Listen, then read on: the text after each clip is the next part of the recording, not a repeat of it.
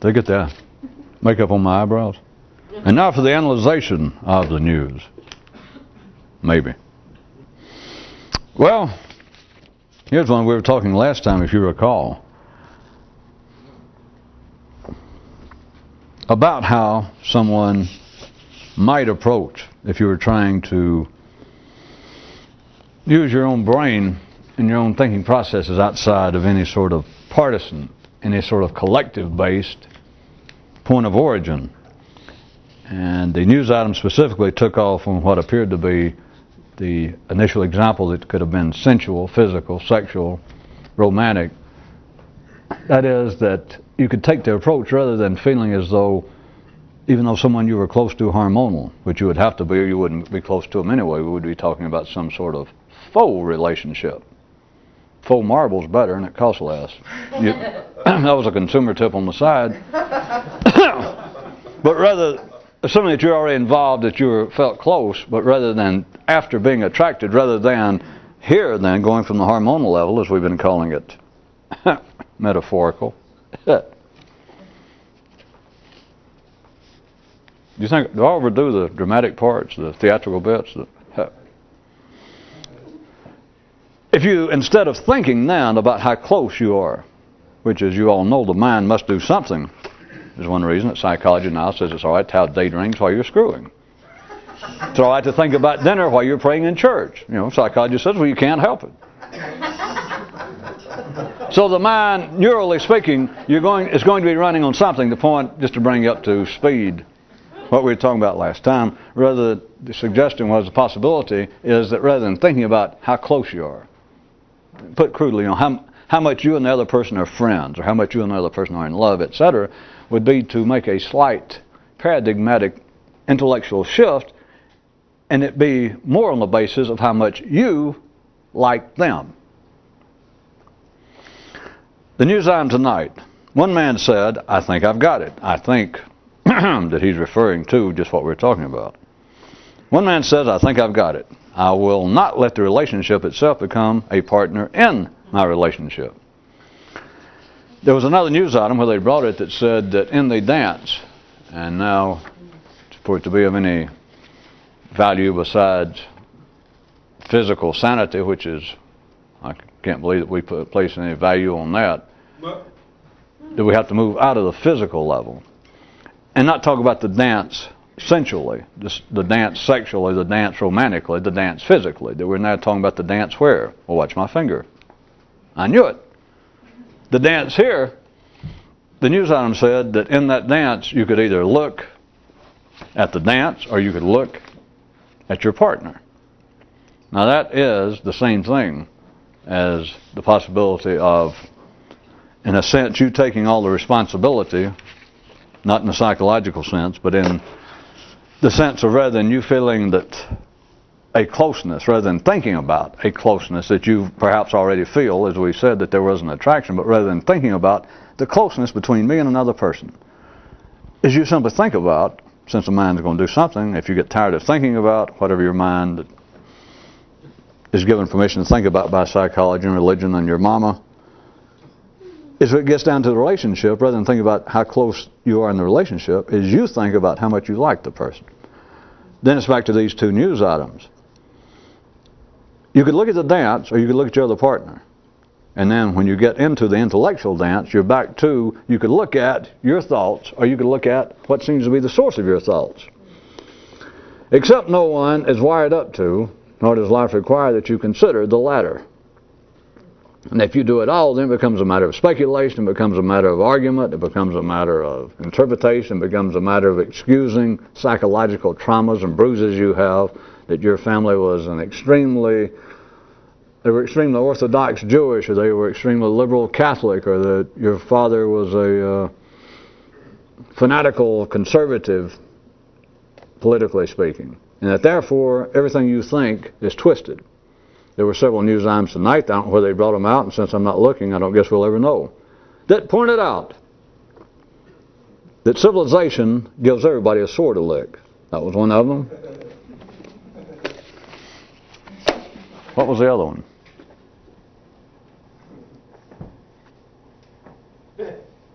Oh, well.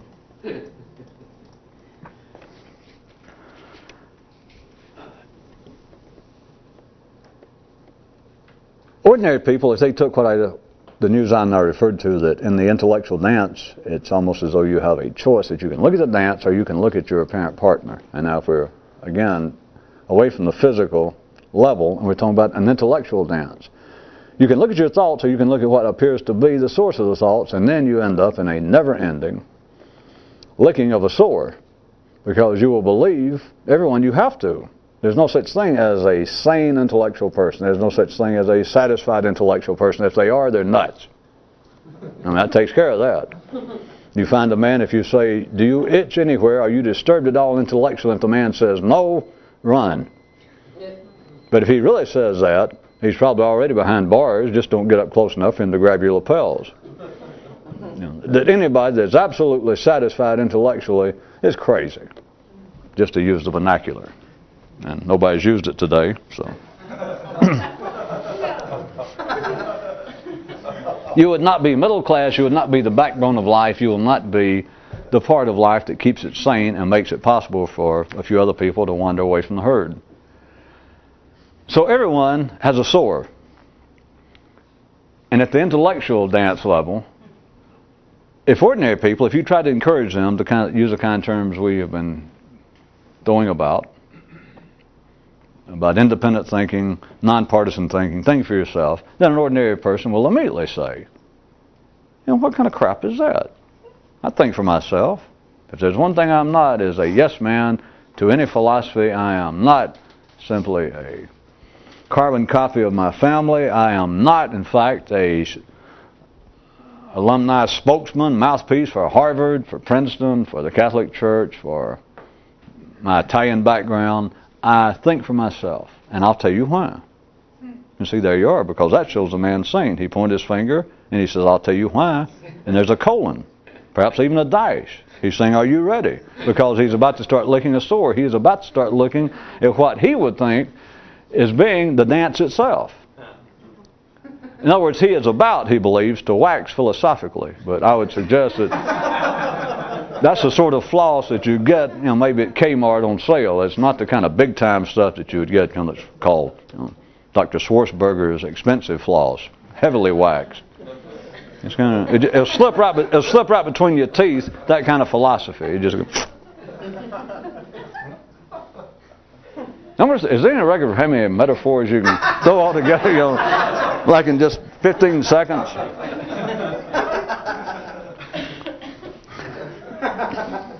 All right, ordinary people would say, and they're supposed to, if they're saying it all, they would insist that they do try to think for themselves.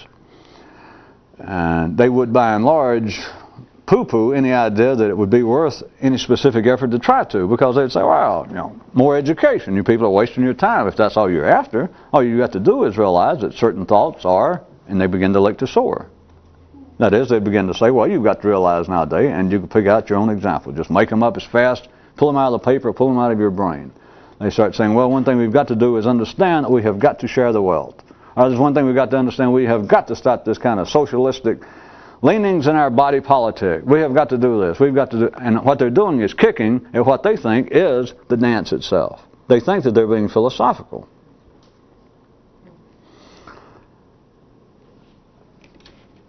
You cannot look at the dance. If you look at the dance and you want to lick on it, that you have some idea, that you have some criticism as to the source of the dance. The source of the dance is life.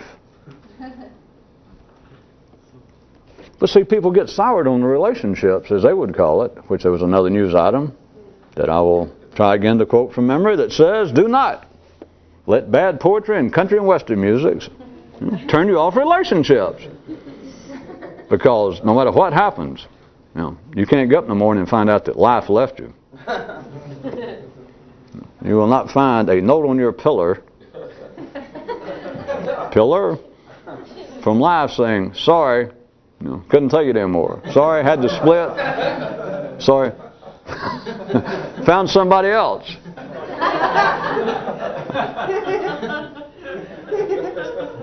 I still like, nobody ever asked for an analyzation. Remember weeks ago there's some news item about local conditions. Said to some guy, smiled at him and says, what a pair we make. You with 65 years to kill and me with an unlimited supply of condoms.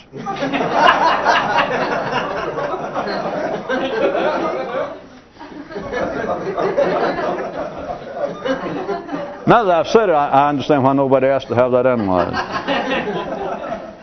Life cannot leave you is the point. But if ordinary people were trying to follow the idea about the intellectual dance, that you can look at the relationship or you can look at your partner. Now ordinarily, you would think bad poetry and country and western songs, if you were actually into the description, the news item, you would say, or you should say, that is the latter part, that is looking at your partner. That is blaming, and I don't mean in some psychological sense, but that is that you're looking at your partner, that whatever's going on, any difficulties I have in life, any difficulties I have in a particular dance, there it is. And I don't mean just that the other person's at fault. Perhaps I didn't pay enough attention to her if we're back to country and western music and my baby left me. Yeah, well, she was always a flirt, but geez, worked a lot, maybe I wasn't home enough. It's specifically looking at somebody else, even if you don't lay all of the blame there. That would be, from an ordinary view, probably a socio-economical, psychological, cruder view that you could say, well, that's, and so the person that just went, they would say, well, I can raise that to a higher metaphorical view, that I do not lay all the blame, all the ills of society and civilization, I do not lay it specifically at other people's door. I don't know, maybe it's some sort of en masse faux pas we have made. And it's like instead of one part, perhaps the Balanchine Dance Company or the Rockettes all at one time. I remember 26 of them go to give a good kick, and all together they all trip. That's society. They would still try to, ordinary people, the more intellectual, the more sophisticated they were at any ordinary level, the more they would say, well, I do not look at specific people to lay the blame. It is more, and then what they start doing is describing what this guy did, who says, have I got it? Not to let relationships become part of my relationship. It becomes like a third party dancing. That it's not just me and another person dancing, the relationship starts getting in the way. And then you get past the country and western music level, that is the purely physical level, and then people believe, all right, there's some sort of difficulty going on, and they don't see it, but the relationship itself between themselves and life, between their so-called philosophy of life, the way they try to think about life, the way that they try to interpret life. A man with a point of view has a limited view. That was in tonight, and that was, if I may say so, since I wrote the mother, charitable. Because in a real sense, a man with a point of view got no view. That sounds pretty harsh. But if you got a philosophy of life to live by intellectually, you're dead. And an ordinary person can immediately, or an ordinary sane person would immediately have to take umbrage at that, if umbrage hadn't also been used today. But you have got to take exception to that. How can a man live without some sort of philosophy, some sort of guidelines? I know. How can a cow know it's a cow unless it's in a herd? Cows can't look in mirrors. You have to look around and realize, well, I'm surrounded by cows, and so I guess that about settles what I am. If you're ordinary, you don't really know until you look around, and you're surrounded by the what? Don't say cows, say ordinary people. And you look around and realize, well, I guess I'm sane. The sane people allow me here to dance with them. I'm having collective ideas, and they seem to go down all right. My brain is primarily populated. My ballroom is primarily the guys standing around the wall, and the wallflowers, and the hangers on. They all seem to be reasonable people. Nobody's drunk, unduly rowdy. Regardless, that guy jumped up and pulled his hair and said, I am driving myself crazy. And the cell says, who better? I guess we'll try it again. Some people can read a line and some can't. You got problems when you... Well. If you've got a point of view, now back to the metaphor we were using with a dance, You have a third party dancing. At least it sounds too either metaphysical or pseudo-metaphysical. Literally, in all relationships, there's a spook, unseen, invisible, third party, the relationship. And people know this. They cannot put their finger directly on it because of the chemical, physical basis of how the mind operates, and it operates on a partisan binary basis. They cannot put their finger on it in some broad sense, but they constantly, I'll give you a quick hint, and we'll press on, in all relationships, no matter, it can be just mad, archetypical love affair between a man and woman, and there's always a fly somewhere. Mother-in-law. And we've had comedians all the way from Euripides to Henny Youngman, make a decent living. Phyllis Diller. It's always about mother-in-law. Look at religion. It started out, and from one view, when they first heard about religion, if you were a kid and had any sense, first time you heard about it, you thought, hey, that's neat. That's the kind of stuff I've been looking for. And immediately, it's not a relationship. It's not a dance you hear where there's a whole bunch of stuff going on. Not just kindergarten you've been going to, and not just a bunch of guys out there throwing knives at each other when you're 6 or 7 years old behind a tree, but there's this whole activity going on, these big old beautiful buildings, and it's people, and what they're saying to you at that age, is people trying to expand themselves. You think, wow! And you get over there and you find out it's not. It's not a dance between you and a seeking of the truth or seeking of additional knowledge or seeking to expand your mind. There's something else dancing with you. The institution. The relationship itself. So you don't end up dancing with what you want to dance with at that age. If you were that age, if we can have it the way it was and the way that we're talking about it, play that game. If at that age you thought, that is exactly what I'm looking for. That's the kind of people I want to be around. That's the sort of activity in which I would like to involve myself. Pretty nice for a 7-year-old kid not to end a sentence in a preposition. Proud of you. The relationship then is always a partner. It is in the dance. It is not possible for the ordinary mind, it's not even possible for the ordinary body to dance a dance with two people. It can only think about two people because of this. But there's always a third person there, and therefore you've got, what would they call it in the ordinary circumstances? Probably a certain amount of difficulty lurking. You can just about count on some sort of difficulty coming up. Can you not? What's life about? There was another item. I think it was a mother told her children, said, if you're ordinary, you can just about count on it. Life, gonna hand you a bunch of shit. If you're conscious and aware of it. Which we didn't get around to that one, which is probably just as well again. That you've got to be aware of it, is the point. No, wait a minute. That's not true. Get off the subject. No, that's not true. Because I was born with one leg shorter than another. That ain't that. Now, everybody's born with a sore. We've been through that.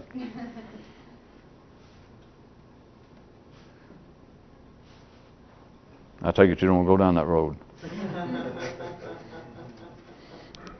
Neurally speaking, let's go above the hormonal level right quick and then we'll go back. Above the hormonal level.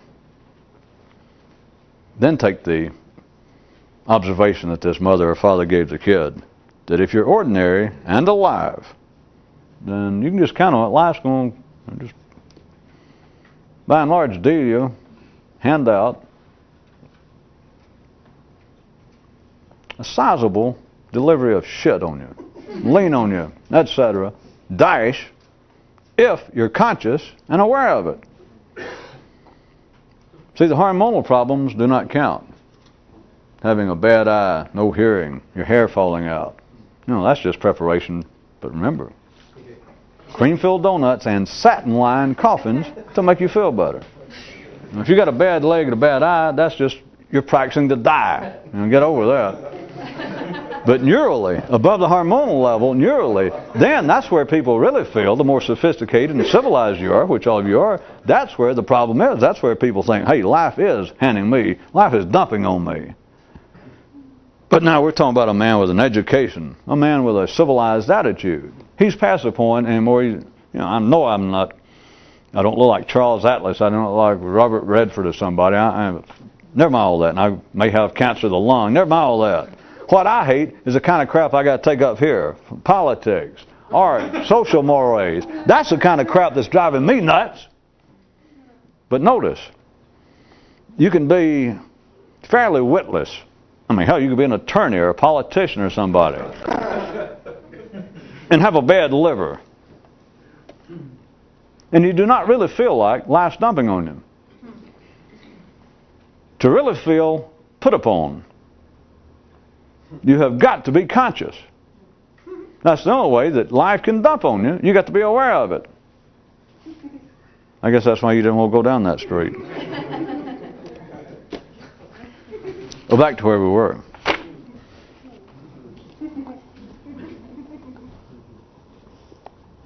At any ordinary level, when you're dancing with the ideas that you ordinarily have, they came from the collective intelligence. They came from the herd of humanity. They came from the herd which is stable, which is sane, which is running the world. The kind of people, another good one, I noticed some of you thought it was good, that it pointed out that the kind of intelligence it takes to run this world, it's easy to make light of it, but the everyday affairs of man, the politics, the world of academia, stock markets, the military, the kind of intelligence it takes to run the everyday affairs of the world is about the same kind of intelligence it takes, by God, to get up every morning. So, do not underestimate that. Back to our civilized person. They cannot conceive of there being a source of what they think. They cannot conceive of a source for the intellectual dance that is not part of their local reality. That it had to come about from something that they can identify. It has to. They have no choice. It's not a mistake on their part. It has to be because of the prevailing circumstance. It has to be because of your cultural background, your political background. It has to be because of the intellectual, artistic, emotional forces of your time and place. And of course, once you're on that basis, it is a non-ending merry-go-round. You will stay alive for another 60 or 70 years. And don't forget, local conditions will be right there. You will not be alone. Just bend over. Might as well smile. You have a friend. You have a friend in reality. You have a friend for 65 years, whether you want a friend or not. The real relationship that this man, I suggest to you, is talking about, the possibility when he says, do I have it right? I will not let the relationship itself become a partner in my relationship. Do you understand that this is so far removed from what is ordinarily possible? That is, there's a dance going on in your head. And your head is going on in a dance, both. You suddenly find yourself an adult, grown person, and you're full of ideas. See, I didn't say shit. I said you're full of ideas.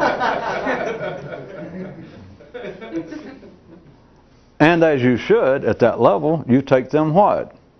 On vacation? No. You take them personally. Even if you don't like them. Don't ever try that cop out. Well, I don't take some ideas personally because some ideas I disapprove of. And then you're putting a colon, or holding your colon, putting a dash, waiting to see people let you press on about, yes, some ideas I don't like because my father was a fanatical so-and-so, and he just drove me crazy, so I'm in analysis now, spending no small amounts of money, I might add, to try and straighten this out, plus attending that. I can only afford a 10-step self-help program, but I am on my way to doing better. That doesn't matter. It doesn't matter whether you approve of the dance. You find yourself part of a dance, and you have a comment. You're a partisan with the dance. But you think the dance, intellectually now we're speaking, forget your bad leg and failing eyesight, and only have one ear in the middle of your forehead. It's the intellectual dance. The intellectual dance, as you feel it has some source, and it is, without any doubt, it is worthy of critique. It is definitely in need of some rehabilitation. So there you are. I mean, You can if you want to, but you do not have to take up philatelitism, collecting stamps. You don't really have to take up a hobby. You have a hobby right there. It's known as 70 years worth of bitching. Holding your side. Licking a sore. Well, all the time, as you should, believing that I am on some sort of road to recovery. I am doing better. All of you who have dogs, watch them lick a sore. But do not take it where? On vacation? No, personally, do not look at it and think, wait a minute. Does that have anything to do with the way the human mind operates? Don't fall in that sort of trap, because just ask your mind, it will say, are you serious? You can always depend on your mind.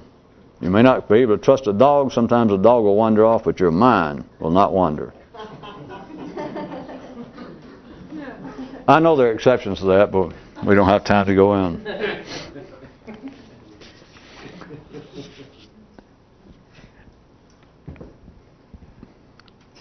The man who asked, do I have it right that what I should do is not let the relationship itself become a partner in my relationship? Okay. How about this? Could I ask you a musical question? What if you could think without thinking about what you're thinking about? What if you could think without thinking about where it came from? The trick is, of course, if you can do the first part, the second part is moot. Because if you could actually think, then it didn't come from anywhere. It did not come from any of the cows around you. Not that they're wrong, because society, life, local conditions, it's got the rubbers. It's the bender and you're the bendee. That is, as you know, nothing is wrong. Everybody's working for the same company. And all the cows, the collective intelligence, is that which is necessary to keep the herd stable, keep it quiet, keep it fed, keep everyone healthy, keep civilization rolling right along, at least externally. But what we've been calling thinking, I would suggest to you within this context, would be to be able to think without thinking about the source of it. And again, if I confused it, the trick being in that sentence, if you can do the first part, really think. If you could think independently, just accept that that's something out of the ordinary. If you could do that, then the second part becomes absolutely irrelevant. Moot's a better... Moot. The second part, you might as well strike, because it is invalid, specious. That it doesn't come from anywhere. Of course, you can say, well, it came from my brain. Yeah, but where did it come from before your brain? Huh? You don't remember a few nights ago? There's another news item that says, you are not a real thinker unless you write your own material. I mean, that's nice. I didn't count the words. You're not a real... there it is, less than a dozen words. That's it. There is no way out. Oh, there's got to be. See, you're sane. There is no way out. To begin with, it's impossible to think independently. I mean, you establish that. If you've got a binary mind, it's impossible. And if you're an ordinary sane person and hear me say otherwise, you've got no choice but to consider that I'm cracked. The idea is fallacious. It's true. Because how can you think independently? No, you can't. And we settle that. All the children and the same people leave the room. All right. But you're still left with this. You're not thinking unless you're writing your own material. And kicking your partner, no matter who it is, I don't mean just the person you're sleeping with, kicking your dead father, kicking Western civilization, kicking Catholicism, kicking democracy, kicking anything. You're not writing your own material. One father gave his kid tonight some urban warrior advice. Don't ever turn and look at somebody you get mad at. As long as you're kicking the relationship between you and life, you have the ultimate, forget a tango, it's a whole new dance. It's the, well, I guess, all right, the tar baby tango. You'll never get loose. You dance and you criticize, and the ordinary plodding, mundane, so-called, or apparent, movement of progress, the herd continues to move and graze and seems to get somewhere. But you're right in the middle of it. You can kick it for all you're worth. But the relationship then is an unspoken partner in the dance. Any possibility of you thinking, quote, independently, even though it's impossible. Any chance of you doing so, forget it. Because you're spending your whole life, you believe, fighting a tar baby, trying to grab the partner and saying, would you dance right? You're stepping on my toes, you know, let me lead.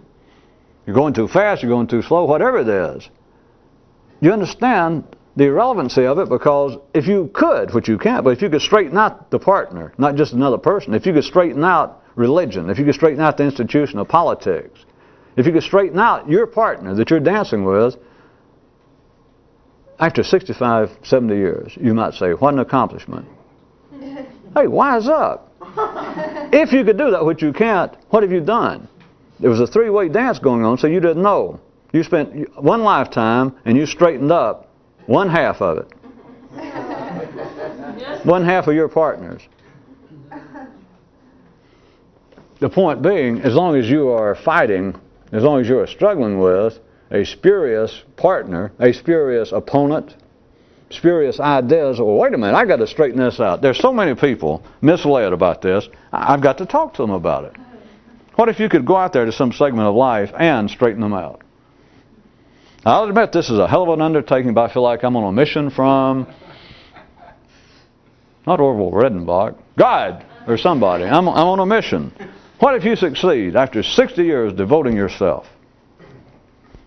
and you straighten them out, which you couldn't? But if you did, and right at that final moment as they're about to lay you away, you came to your senses just momentarily, you'd realize, well, I accomplished half of it.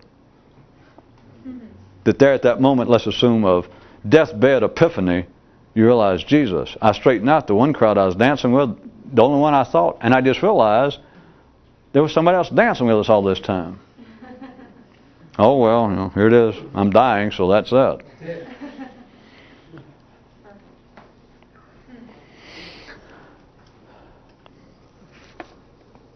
Operationally, pragmatically, at the very least, I was going to leave it. Do you understand what a distraction it is? Because you think whatever you're trying to deal with, you don't even have your hands on half of it. I was being charitable again to say half of it.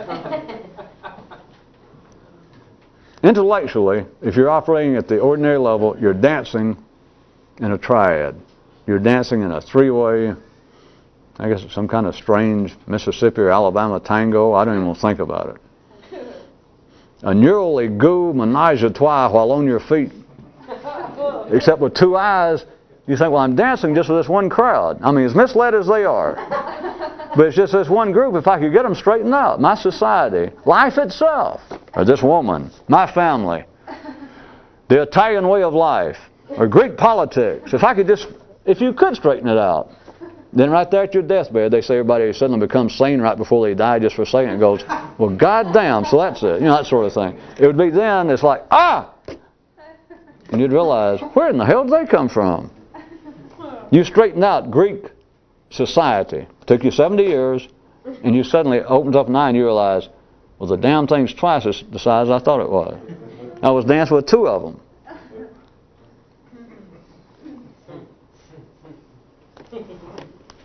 That's all. Did you get up?